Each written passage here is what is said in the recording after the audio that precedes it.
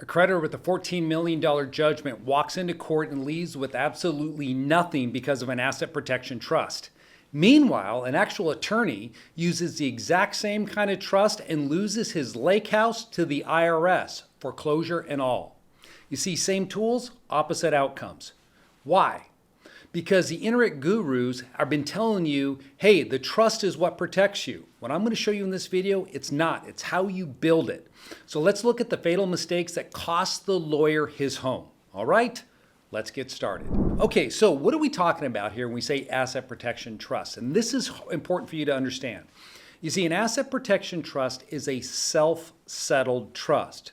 Now, this is what confuses a lot of people. They oftentimes think that, hey, a trust protects my assets. No, they do not. Generally speaking, a trust provides zero asset protection. You see, if you go back 100 years when trusts started coming into this country, actually you have to go back several hundred years, but the fact of the matter is that there was this general law, meaning the English common law, stated that, hey, any trust that you set up, which is referred to as self-settled, which means that you created it, you're the trustee of the trust, and you're the beneficiary, will not provide any asset protection. So that's it. So American history does not allow these two things to work together. That is, you can't create your own trust and put assets into it and protect them. Now, some things changed, right? A handful of states decided, well, we're going to change from the common law and we're going to enact statutes that allow people to create this type of trust arrangement where they can actually move their assets into a trust and they're going to have asset protection. Now, when doing this, it's important about the form, about how you set it up to make sure you're protected. Now, let me give you an example here about the case that I alluded to at the very beginning where somebody was able to protect their assets from a $14 million judgment. Now, this case is out of Delaware. Now, what's really interesting about this case is that this gentleman, he's a developer, he set up his asset protection trust in Delaware back in 2007. So he set up this trust in 2007, and then what he did is he had these LLCs. In fact, let me just draw it out for you. So he created an asset protection trust here. This was his asset protection trust that he set up. Now, he had three limited liability companies, these three LLCs like this, that he currently had. Each of those LLCs owned real estate. So this developer, he took these LLCs and he placed them into the trust. Now, he didn't place all of them into the trust. What he did is he put in 90%. He kept 10% for himself. So now he has this trust set up where he's holding 10% of an LLC that has real estate. And so what that means is that if this property generated this year $100,000, he would receive $10,000, $90,000 would go into the trust. Now, when he set up the trust, he was down here as the beneficiary of the trust. And when you're creating a trust, you can do a few things. You have different parties you can name in there. So most of us think in terms of trust that you have a trustee. Okay, but trustees can have different roles. And so in this particular type of trust, there's actually two different types of trustees.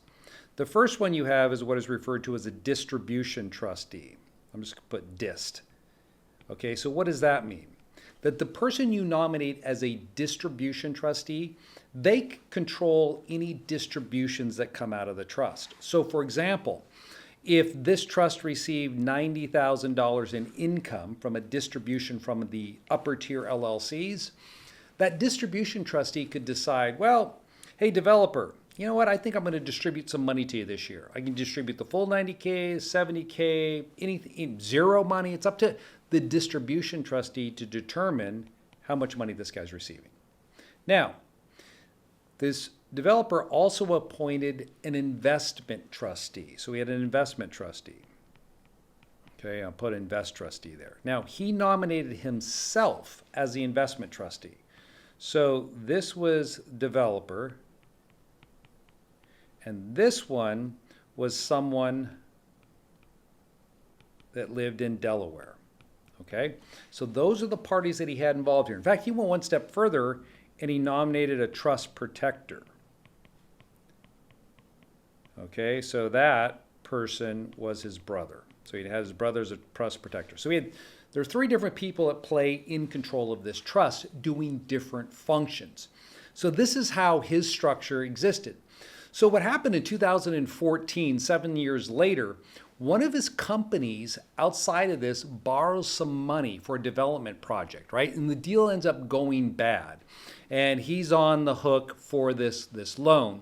So in 2019, the lender obtains a judgment against him for $14 million.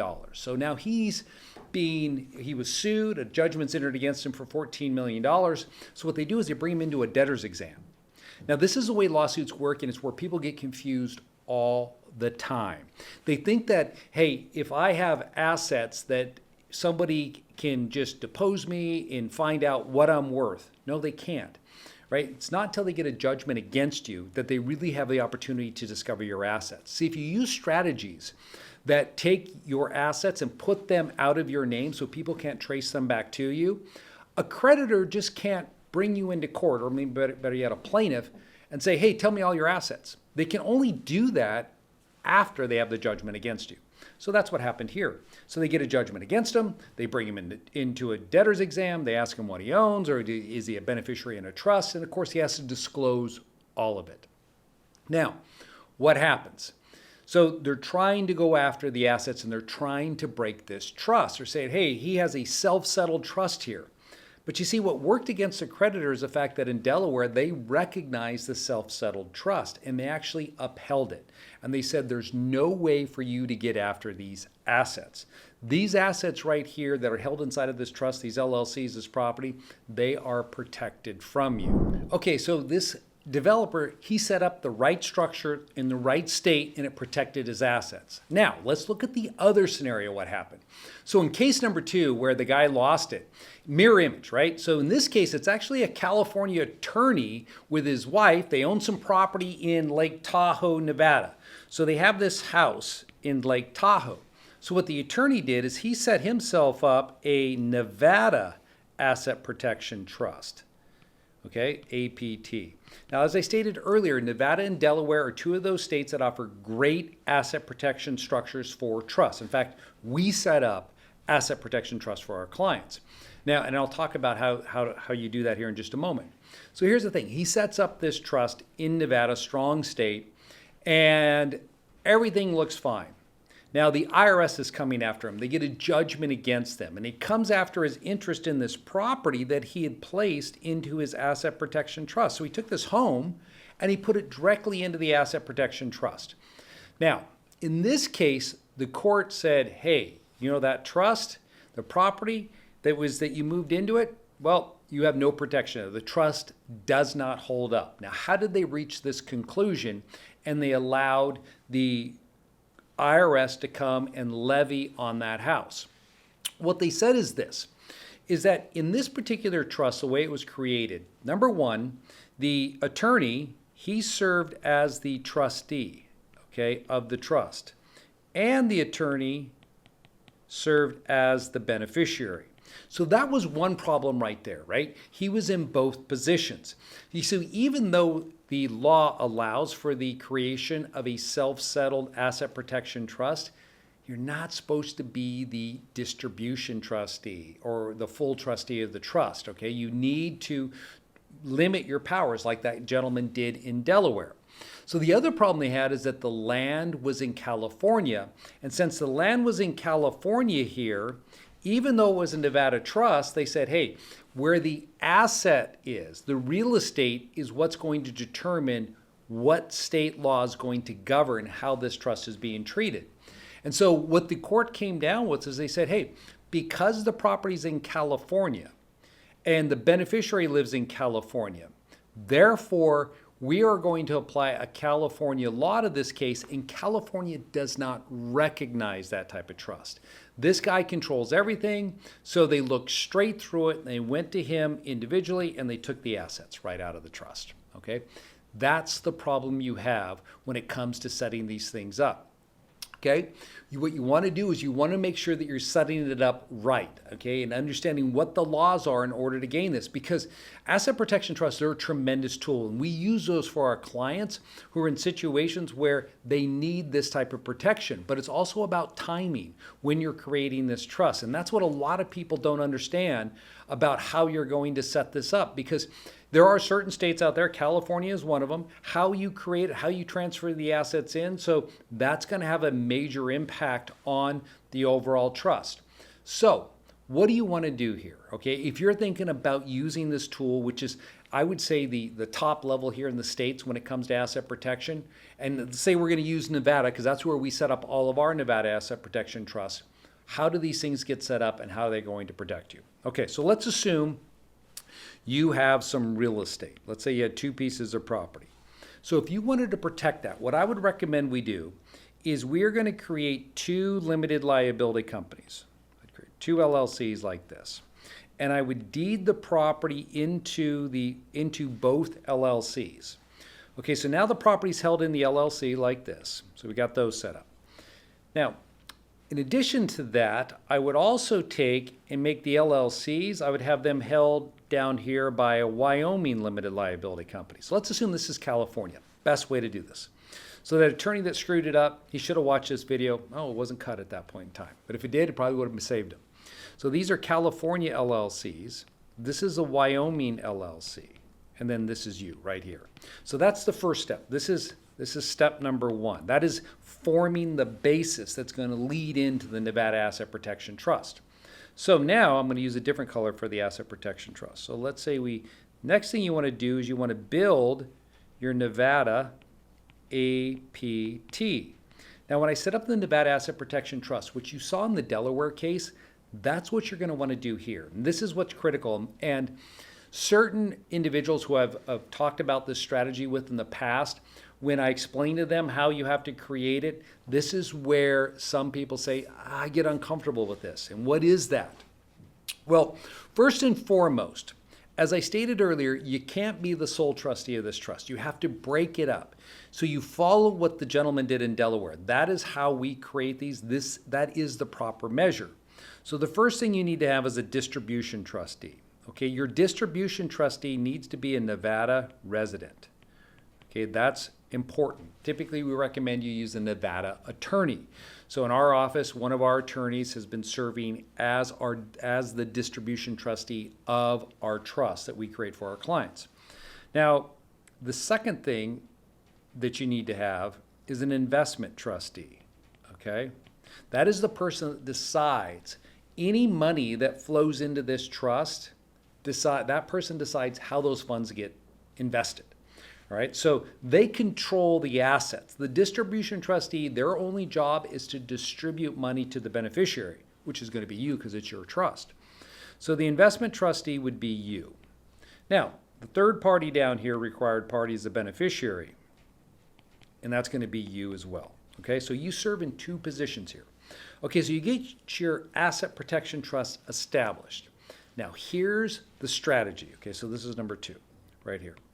So the strategy is to do this. You're going to transfer your interest in the Wyoming LLC into the Nevada Asset Protection Trust. But you're going to do it the same way the gentleman in Delaware did it. You're only going to transfer 90% of your interest into there. You're going to keep 10% in your own name, okay? Now, this LLC up here, you're going to be in control as the manager. Now, this is critical here, this piece right here. What I just shared with you, this is what eliminates the concern you may have about having a distribution attorney trustee involved if you're a very cautious person, and you'll understand that in just a moment. So by using an LLC here, okay, what happens is that any income, let's say this was a multifamily property, a 100-unit property, and it threw off $500,000 a year in income to the Wyoming LLC, because the Wyoming LLC owns the red box that owns the property. $500,000 comes into this box right here. This one throws off $200,000. It's a smaller property.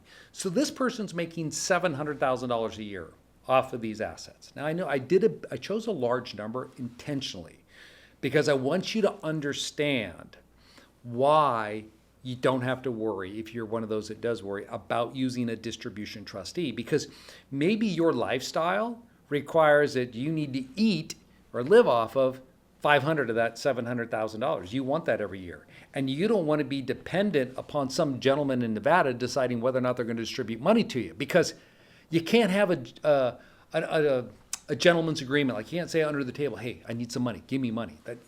If people see you doing that, if that's discovered and when you're being sued, then they'll break the trust. So it has to be an arm's length relationship, meaning your distribution trustee really has to decide, yeah, I think this quarter or this month I'm going to give you a distribution, or this year I'll distribute money to you. And it's up to their discretion. Now, there is some conversations back and forth, but it can't be anything obvious. Now, the way you avoid everything I described to you is you put this structure in place like I've just drawn out here. Because see, when that $700,000 hits the Wyoming LLC, if you've drafted that document properly, and that's why the system of creating these structures is critical. And that's where a lot of people make mistakes, the simple mistakes, is that the language of these documents is what's going to protect you and what's going to save you. So you want to set up your Wyoming LLC in a very particular way to give you the control to avoid having to force any distributions down to the trust, meaning that the trust isn't entitled to receive any cash. More importantly, you want to ensure that the LLC and you have the control to give yourself as much cash as you need to out of that LLC, even though you only own a 10% interest. So what does that mean? Well, it means this. If my entity brought in $700,000 on my 10% interest, you might say, hey, Clint, you're only entitled to $70K. Well, for most people who get this part wrong, that's right. But if you draft it the right way, this number here can be anything you want it to be. You could give yourself $700K. Okay, you can take an unequal distribution even though you only own 10%. It's all about the structure, the way you build your system, understanding where you want to be. So now you're pulling out more money than you're entitled to based upon your percentage interest, but that doesn't harm you at all. You just have what's called a deficit capital count. I'm not going to go down into the weeds in this, but I just want to show you what I mean is that as long as the assets are here, you can distribute the assets to yourself. Now, if you get sued and somebody's coming after you, obviously quit making any distributions and you could actually start distributing the assets down to the asset protection trust and then let your distribution trustee decide when they're going to distribute money to you. But that is how you build a proper structure around asset protection trust where they will stand up in that context. But what's key here is you'll notice that if this was in California, there isn't any California real estate held directly in the name of the trust. What we're doing is we're using entities. We're building a system around the overall assets to ensure that you don't run into those problems like the attorney who tried to go about it on his own and develop his own plan ran into. Hey guys, if you liked the video, be sure to hit the like button. And if you want to talk more and carry on the conversation about setting up an asset protection trust for your individual situation, go into the show notes below. There's a link down there. You can schedule a free strategy session where we'll talk about this and make sure to show you how it applies to your situation. I wish you the very best with your planning and your tax reduction strategies.